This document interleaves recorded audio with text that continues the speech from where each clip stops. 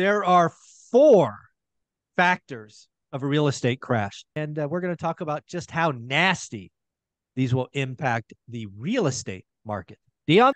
Where the real estate crash is going to be and how you can benefit from it. The first thing to define what it takes to make a real estate crash is there are four factors of a real estate crash. And I will even admit that we may see most, if not all of these in the very, very near future, and some may be happening right now. Dion has gone out and collected the four factors. He's going to run through them with us, and we're going to talk about just how nasty these will impact the real estate market. Dion, the floor is yours. And, just so those people who will attack me in the comments, there are more than four, but these are the four that I see causing a real estate crash, where the real estate crash is going to be, and how you can benefit from it. The first thing to define what it takes to make a real estate crash is for supply and demand to shift, right? We either need massive demand to go away, which would high interest rates, high prices, demand can go away, but we would need an oversupply. And the oversupply could come from forced sellers. So these four things can lead to forced sellers. I don't see the thing that's going to make demand going away to go away. Even if interest rates went to 1,000%, there are cash buyers. There's 1031 exchanges, right? There's all these ways to redeploy capital. Mm-hmm. So the first one is the oversupply, right? If supply were to go up, and you guys have seen the chart in the last 10 years, how many homes were built versus the decade before. The decade we had 26 million, 27 million, then 5 point something million in the last 10 years. 5.6, yeah. But that's in residential. What have we seen in commercial, in warehouse? Is there a town where you don't see what looks like Amazon terminals popping up? Mm-hmm. So what do you guys see going on with the supply? Matt, go ahead. So supply, I think from a residential perspective, you're looking at Pulte Homes. Pulte Homes has a great idea. They got $2 billion on the balance sheet. And so when they sell their houses, they give financing at 5.75. Yep. That's the way to keep people buying. That's why your people are buying brand new Pulte Homes, is because they're getting debt at 5.75. Getting a new house with a warranty and product and all done, and I don't have to touch it for 10 years. And so it further affirms the point that it's all about the rate and the cost payment. And so the challenge that you have is that as that changes, or as they are not able to subsidize the purchasing of those assets, that's going to be what slows them down, or costs continuing to increase. I'm really not overly concerned about it on the residential side, because we will get worse unemployment than where we are now. When we do get that worse unemployment, people aren't going to be able to pay. However, most people will look at it and go, we have to keep our house. It's not we need to or want to. We have to, because renting is more expensive than our house payment. Renting is going to cost us more. So I think that there's not supply coming. Yeah, I don't think there's supply. I don't think there's big supply coming. No, Matt nailed it. A lot of people are living in recency bias with the Great Recession. And again, I invested through it. So I say this with certainty. People were looking at their adjusted payment and going, this is effing nuts. Yeah. I can move down the street to a better this or that for less money.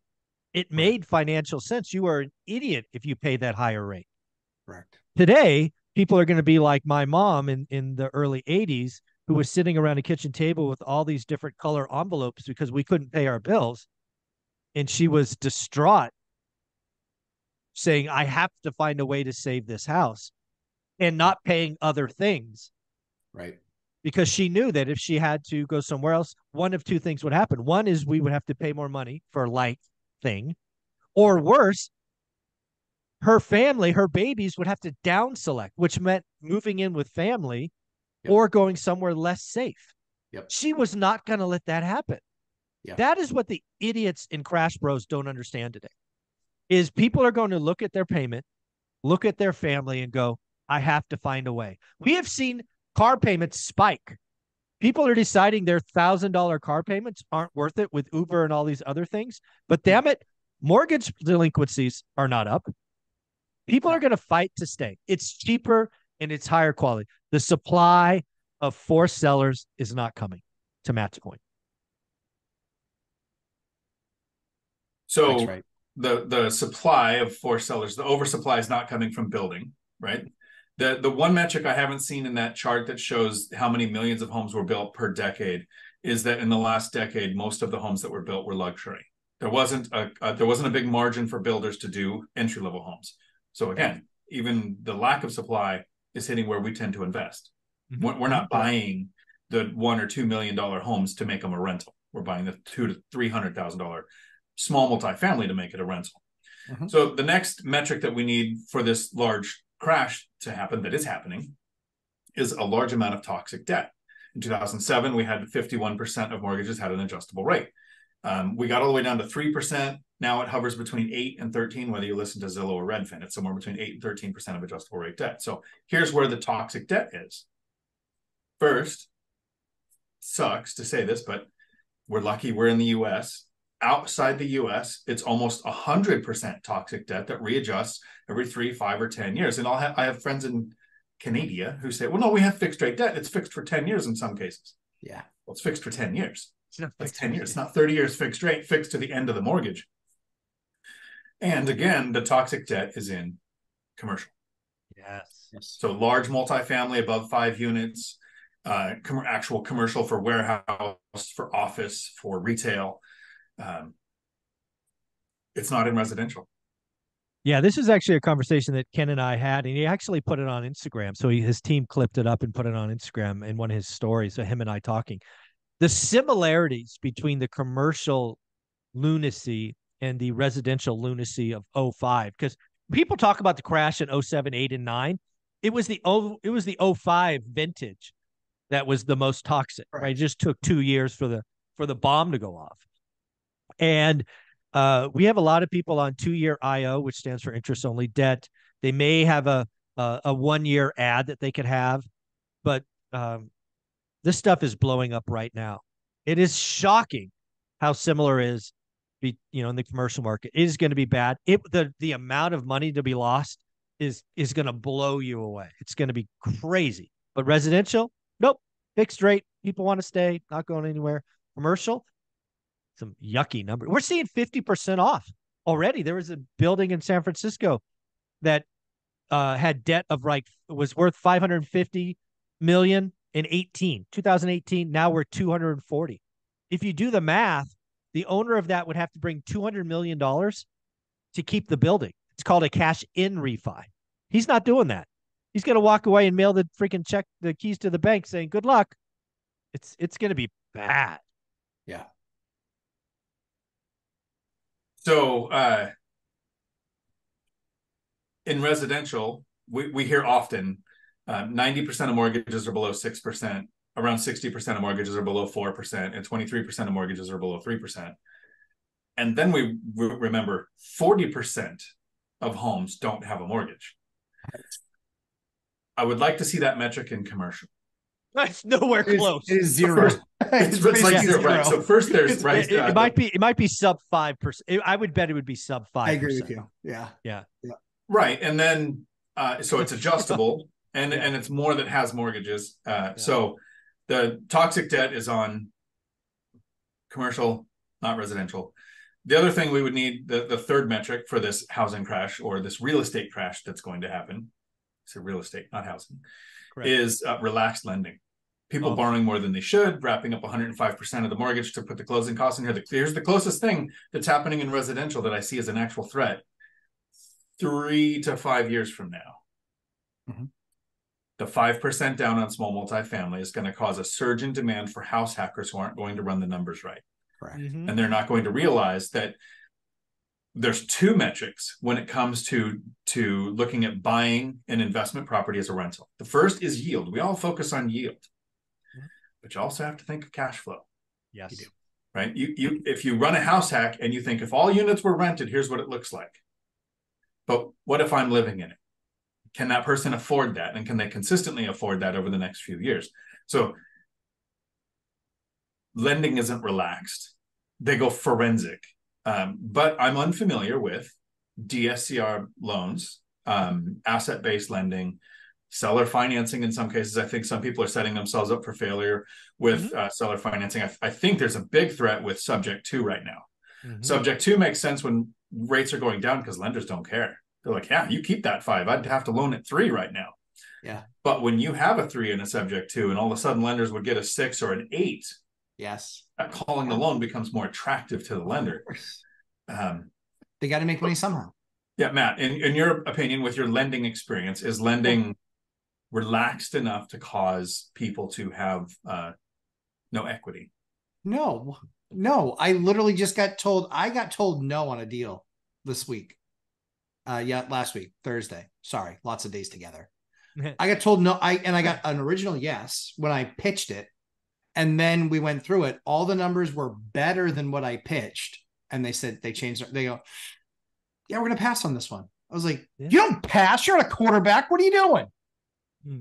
They're like, we're passing. But I was like, it's so rare. It's so rare for you to get a no. You should reach out to Millennial Mike and say, hey, what's it like when you get a no on a dating app? Because it's probably just as rare. But Mike, sorry for the segue. Your opinion, you've been investing like Matt for 20 years. The debt now, is it anywhere near as relaxed as it needs to be? To call what's going on today anywhere close to the 05 stupidity is to be complete lunacy. That said, if you want to talk about DSCR loans and where we may see fraud today, there probably is some fraud. So where might that be? I think there were a lot of people that chose to go the Airbnb route and got primary fixed mortgages in what should have been an investment loan. That's fraud. So there is some of that. DSCR loans are underwritten on the asset and they have equity, but there still could be pain there, right? The equity might be 20%, might be 25%. But again, if you take a 40% haircut, that's a loss. But it's nowhere close to the complete lunacy, at least on the residential side. That said, the lending, to your point, I mean, think about what lenders were doing in commercial. Let's take a brand new operator whose day job is a computer scientist or computer programmer. They happen to have a high net worth because they work for one of the big 7 tech companies and they have a lot of stock. And, oh, by the way, they went to some conference and they got badged a multifamily investor. Let's go give them some debt and, let's have them raise some money. And there's a great example in Houston, Texas, where somebody bought 3,200 units only to burn $100 million in 11 months. That's hard to do. That is hard to do. So we're going to see a lot of pain from, it's just like 05 where you were giving people, I don't know if Matt had this happen. It certainly happened to me. I declined tenants I declined tenants to move in and then they bought a home. Yes. That is wacky. That's not supposed to happen, but that did in 05. It did. And I think and you're seeing a lot of pain in commercial where an operator like this individual in Texas overpaid by $80 million. And the deal was dead the day he closed it. It just took time to blow up. So lots of pain coming in lending in commercial. Yes. And the 80 million that was shaved off came from the LPs. Oh, they lost everything. 100%. And then the last thing I'll wrap up with is, and Matt alluded to this, is a massive spike in unemployment can impact people's ability to pay. But let's look at that, because this isn't a crash tomorrow. This is a crash in 5 years. Unemployment, if it doubled, still would be over 90% employed. So if it tripled, we'd start to hit that 90% employment rate. Yes. If that went on for a year, people might not be able to make their payments. Now, you talked about people are going to do whatever they can to stay in their house. They'll cancel the internet, they cancel cell phones, they'll have their car be repossessed because it's more expensive to rent than to own what they currently have. 40% without mortgages, 90% below 6, like all the low debt mortgages that we have, it's cheaper than renting because rents are going up. So they're not going to do that. So they might go into foreclosure, which the average foreclosure takes 1,200 days. So we're adding 4 years onto the year of unemployment. So yes, a massive spike in unemployment could impact housing in 5 years. Yeah, I just want to add one more point to that. It's not only the spike in unemployment, it's the spike in unemployment held for a year. Correct. Right. And that's what a lot of people miss, right? They're like, hey, we're gonna see unemployment spike to 11%. Well, then the Fed's gonna do this, gonna do that, and it'll be 6% in 3 months or whatever it'll be. And oh, by the way, that 1,200 days that you quoted earlier, Dion, that is without forbearance periods, which we already know could be a year by themselves. So we have a spike in unemployment. Banks roll out the forbearance period, which you can ask for up to a year with a freaking mouse click. Then maybe they are forced to sell. So it might be 5 years before you see all of this come out. But yeah, you're onto something. Cool. All righty, folks, that are the 4 things. So yes, I would tell you there is a real estate crash coming in commercial, not in housing. I got to jump. Dion, where can people find you? Right here on YouTube, Dion Talk Financial Freedom. And Matt? Later tonight, watching Dion's live stream while holding the baby, for sure. Oh, that's going to be awesome. Guys, you are amazing. Thank you for being here. I appreciate your friendship. Thanks, Mike.